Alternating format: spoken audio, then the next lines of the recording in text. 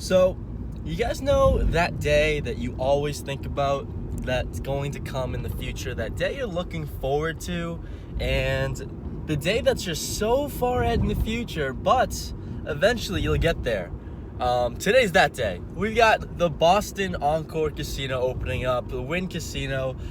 Holy shit. It's finally happening. It's here. Doors open at 10 o'clock. It's 9 a.m. right now, and we're heading there. And oh my god, I could not be more excited because today's that day that I've just been dreaming about for so long, and I'm sure a bunch of people have too. So we're gonna drive there, see if we can get some footage. Hopefully we can find some parking because I hear that is a crapshoot. But let's have a great day, guys. Let's do it.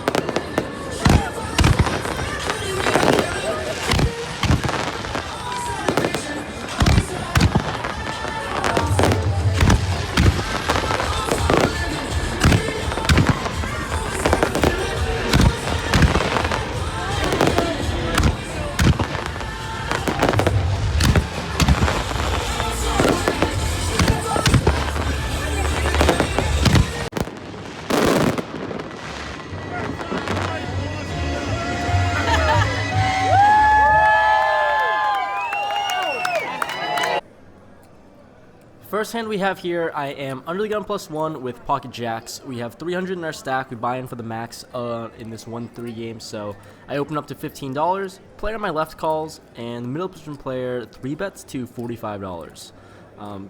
Folds all the way back to me, and I mean, this is definitely me flatting here a lot of the time, facing a 3-bet, especially out of position.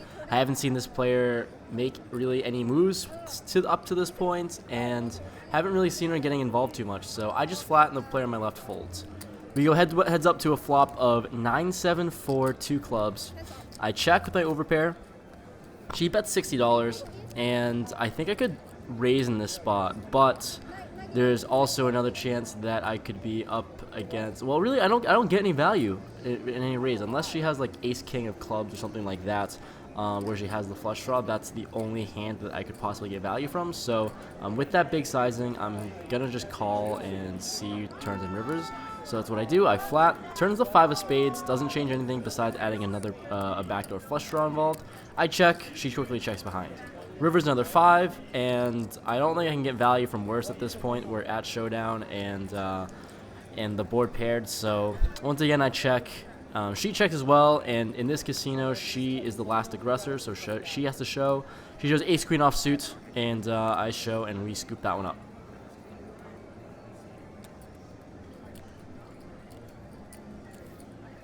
Next hand, I am in the big blind with pocket queens. Middle position player opens up to $20. The button 3-bets to 60. And action's up to me, and cold calling out of position in this spot is just so gross, and sometimes The button with the 3-better can be, I guess, on the bottom of his range, or I'm hoping for it. So he could be 3-betting light in position here. So I 4-bet to 180. Middle position player who opened pre jams for 141 total, and the button action onto him, he jams for 181 on top of the 141, so it's like an extra 140 to me. And for all those reasons, like I said, I really don't like the stack sizes being 100 bigs, because for this exact reason, you can get it all in really quickly, and you don't really love the situation. So for such little bit more, I decide to call, and we are 3 ways all in to a runout. So button player has pocket aces. He made that known, and I don't know what the middle position player has yet, but I am crushed. Flop comes Jack 5 deuce, 10 on the turn, and a 6 on the river. Middle position player flops top set with jacks. He takes down the main pot, and the button takes down the side. And I am here just donating money left and right with my queens. So that's how that hand went. Next hand we get involved in, I'm on the button with 10-8 suited spades. A middle position player, the guy who had jacks in the last hand, raises to $15. Cutoff calls, and I'm in position, and I could, just hoping for a good flop. I call as well. So we go 3 ways to a flop of 8-6 deuce rainbow. Pretty dry board and pretty ideal with top pair. Middle position player, c-bets $35. Cutoff folds, and I'm going to flatten the spot. I thought about raising sometimes, but honestly, I also just thought about 3-betting on the button too. Just 3-betting, mixing in 10-8 like suited gappers in my 3-betting range, but I didn't do that. So I just flat here on the flop with top pair. Probably going to raise on the turn, given good cards. Turns of 4 diamonds, one of those cards I liked seeing. It adds a backdoor flush draw as well, and he ends up leading out and jamming. His stack covers mine, and I only have about 250, so he's jamming 250 effective, and it's a $250 bet into a pot of like 130, 120, 110, something like that. I tank for a while, I think about it, and I'm just getting a terrible price to call here. He has all the overpairs in the world, and overs and flush draws, and a bunch of equity, so I decided to just let it go. Didn't really feel like mixing in the call there, and he shows pocket aces, so we run into aces twice really early into the session. Very next hand, I have 7s in middle position. Player on my right opens to $10. I just flat this $10, hoping to see a flop, probably just set mine. The button 3-bets to $30, and we both call. So yeah, let's do it. 3 ways to a flop in middle position of 8-5-6 rainbow. Flop an open-ender, and we've got a lot of outs, and it's probably one of the better boards for my pocket 7. So it checks to the button, who bets $40, and he's really short. He only has about 54 behind.